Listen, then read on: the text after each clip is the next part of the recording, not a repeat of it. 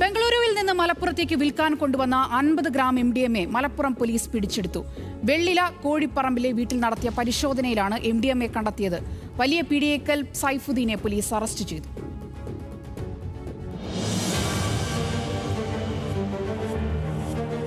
ബംഗളൂരുവിൽ നിന്ന് കാറിൽ കൊണ്ടുവന്ന MDMA രാത്രി വീട്ടിൽ വെച്ച് പാക്കുകളാക്കുന്ന സമയത്താണ് മലപ്പുറം പോലീസ് സൈഫുദ്ദീന് വലവിരിച്ചത്.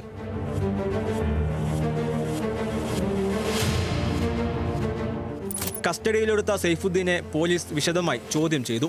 MDMA നാട്ടിൽ കച്ചവടത്തിനാണെന്നും എറണാകുളത്തേക്കും മറ്റു ചില ജില്ലകളിലേക്കും എത്തിച്ചു കൊടുക്കാറുണ്ടെന്നും സൈഫുദ്ദീൻ പോലീസിനോട് പറഞ്ഞു.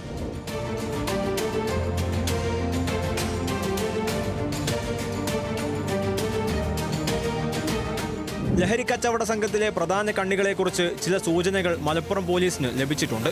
മലപ്പുറം SP ചൈത്ര തെരേസ ജോണിന്റെ മേൽനോട്ടത്തിൽ Malappuram DYSP KC Subhash Babu, Perinthalmanna SHO Sumesh Sudhakaran, sub ഇൻസ്പെക്ടർമാരായ യാസിർ, അൻവർ, പോലീസ് ഉദ്യോഗസ്ഥരായ Rajesh, Sudheesh, Perinthalmanna Malappuram DANSAF squad എന്നിവരുടെ സംയുക്ത ഓപ്പറേഷനിലായിരുന്നു ലഹരിവേട്ട.